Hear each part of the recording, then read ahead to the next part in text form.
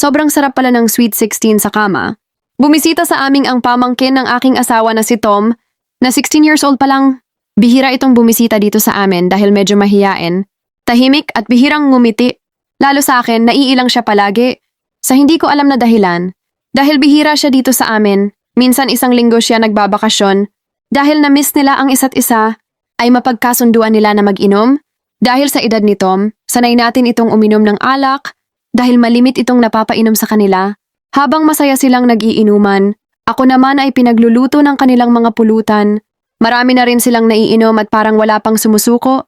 Mga 11 na ng gabi ako ay natulog na. Ang aming bahay ay may isang kwarto lamang at maliit na salas. Kaya pag andito si Tom ay malimit sa salas lamang siya natutulog. Kaya nang ako ay makatulog na ay hindi ko na namalaya ng oras.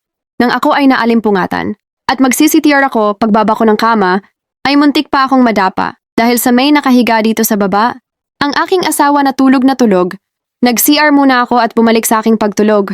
Hindi ko na napansin na ang katabi ko pala ay si Tom. Mukhang tulog naman na itong si Tom.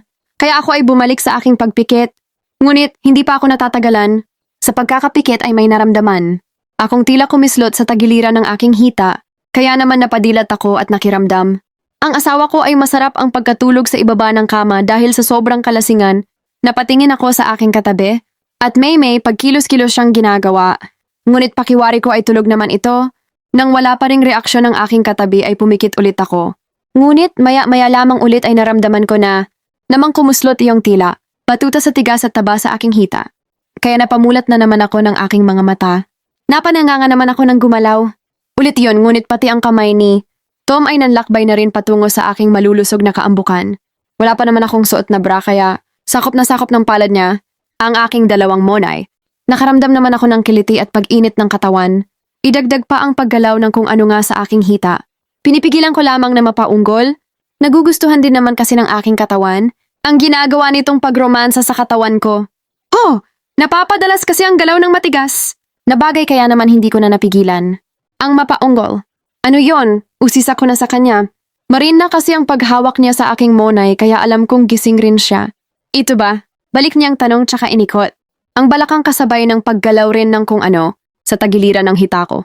Kaya naman lakas loob na akong tumingin sa bagay na iyon at nanlaki ulit ang mga mata ko at bibig nang ma-realize kung Junjun pala niya iyong kumikislot kanina. Brief na lamang kasi ang suot niya, wala ring damit na pang itaas. Kaya bahagya ko pang natatanaw ang nagtumitindig niyang pagkalalaki. Pinilisan niya pa pero marin ang ikot ng balakang kasabay ng pagmasahe sa aking dibdib. Salitan pa ang ginagawa niya kaya naman halos magdeliryo na ako sa pagkadarang. Nang walang ano-ano ay lamutakin niya ng halik ang aking mga labi. Dumagan na rin siya sa ibabaw ko.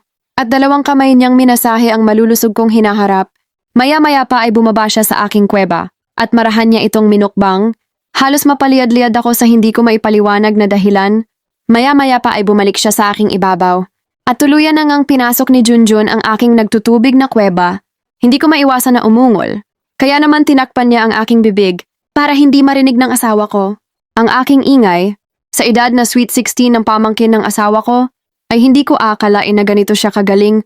Mas magaling pa sa asawa ko. Dala ba lang talaga ng kabataan niya? Or sadyang marami lamang talaga siyang naranasan. Maya-maya pa ay ako naman ang umibabaw. At nag-aerocopter ang sarap sa pakiramdam. Parang hindi siya napapagod. Samantalang pagod na ako sa romansa pa lang. Maya-maya pa ay naramdaman ko na malapit ng lumabas ang aking minimiting kaligayahan at nagkasabay pa kami. Dahil sa pangyayaring iyon ay bumaba ako sa kama at tumabi sa aking asawa. Pero sa aking pagpikit, ang ginawa namin ni Tom ang aking iniisip. Hindi mawala sa isip ko ang pangyayaring iyon. Kinabukasan hindi ko na naabutan si Tom dahil nagising ako ay 9 AM na ng umaga, siguro sa pagod ko. Sinabi ng aking asawa na umuwi na si Tom sa probinsya. Saka na lang daw siya babalik kapag hindi na siya busy. Alam ko kung bakit siya umuwi. Dahil sa nangyari sa amin. At siguro nahihiya siya sa akin pag nagkita kami. Kaya hinayaan ko na lang na hindi na muna siya makita. Mas okay na rin para sa aming mag-asawa. Alam kong mali ang ginawa ko pero nangyari na. At gusto ko rin naman. At sana sa pagbalik niya dito sa bahay, ay maalala niya ang sarap na ginagawa namin at maulit muli. Wakas,